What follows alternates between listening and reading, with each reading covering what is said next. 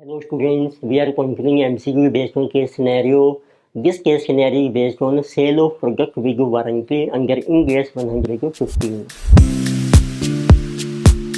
So let us see data given in this scenario. So we are given that an entity manufactures and sells computers that include an assurance type warranty for first 90 days. The entity offers an optional extended warranty or coverage plan under which it will repair or replace any defective parts for 3 years from the expiration of the assurance type warranty. So in current financial year, the entity has sold a computer with a warranty on 1st March. The total transaction price for the sale of computer and the extended warranty is rupees 36,000, while the standalone selling price of computer and extended warranty are 33,600 and 4,200 respectively. And the inventory value cost of computer is 14,400. Furthermore, the entity estimates that based on its experience, it will incur rupees 2,000 in costs to repair defects that arrive within 90 days period for the assurance type of warranty. So now different MCQs are given.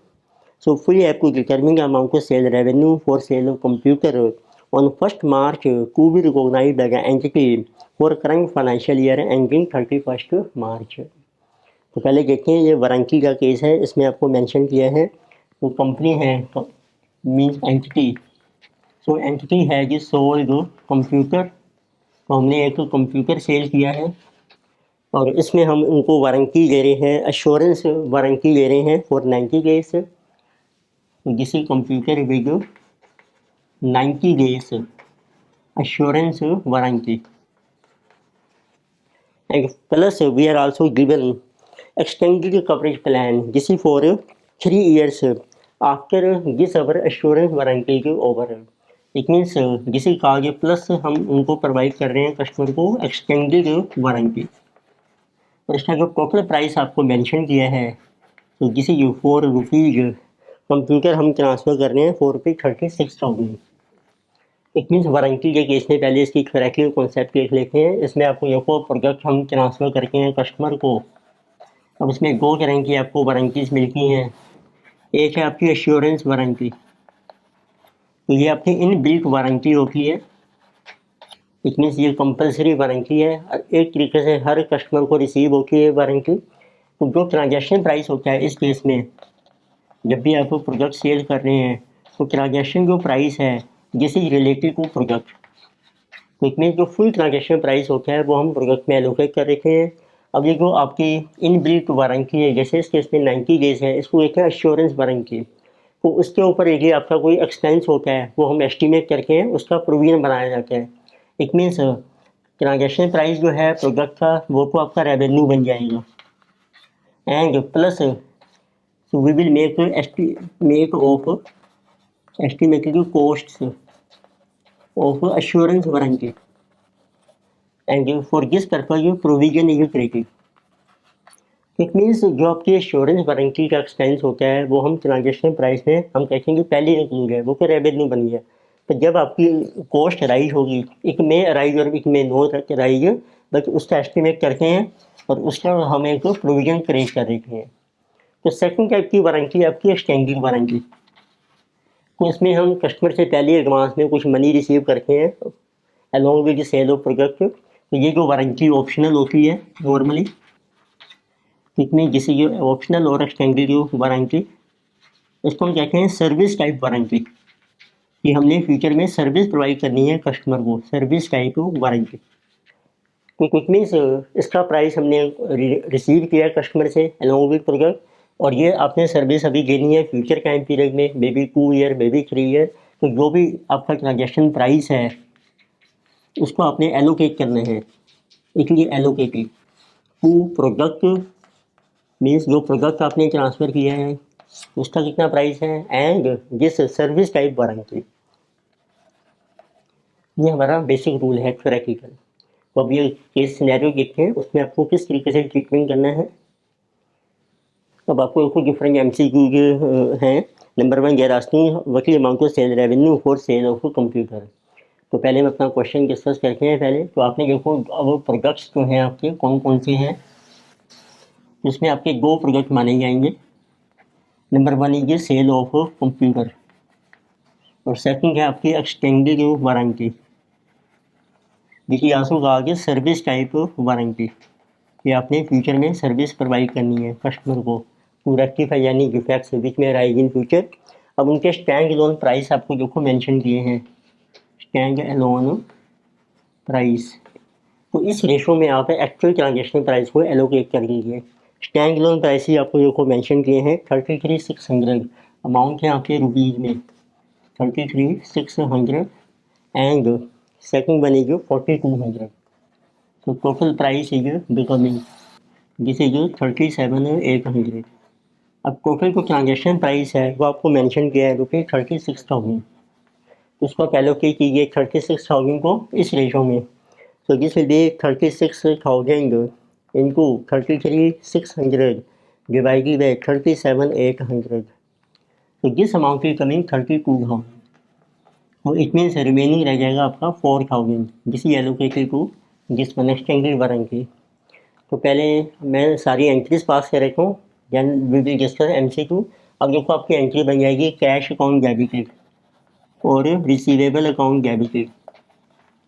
अब जो computer cell करके आपने, ये आपका cell revenue बन जाएगा, to sales revenue for sale of computer.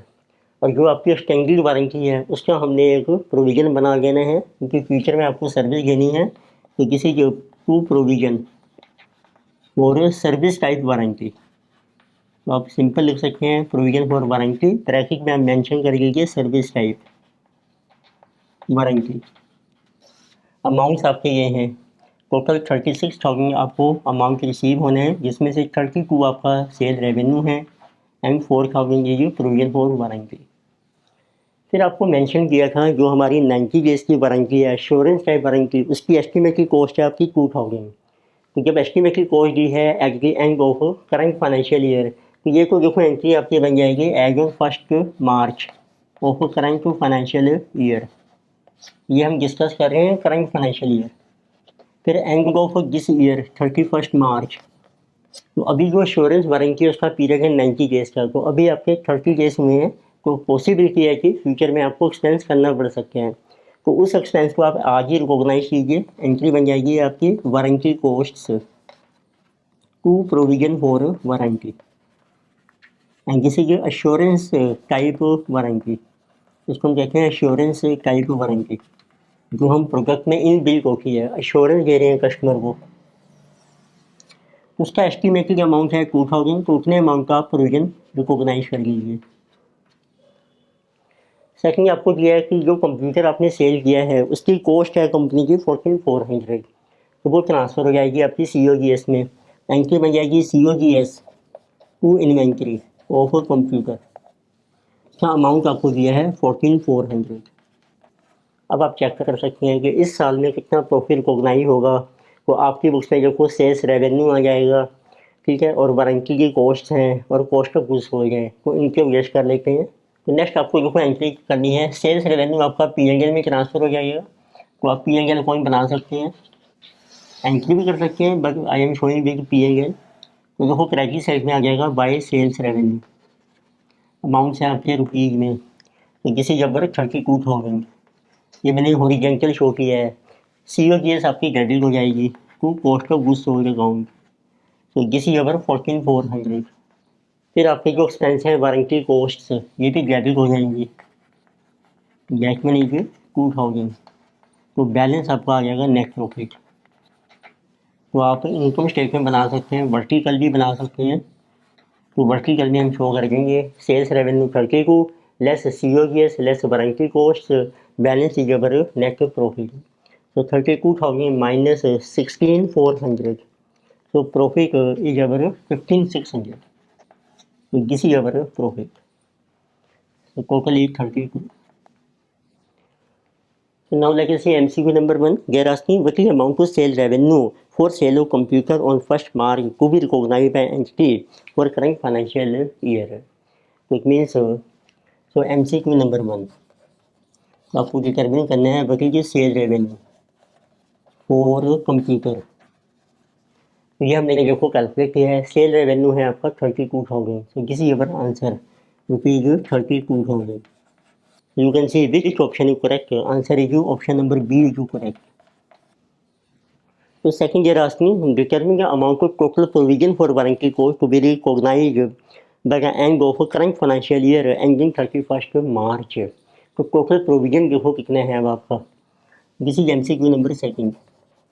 तो how much is total provision for warranty cost से। तो टोटल प्रोविजन देखिए, एक आपने बनाया है फॉर सर्विस टाइप वारंटी 4,000 और एक है आपका assurance warranty 2,000। So total is rupees 6,000।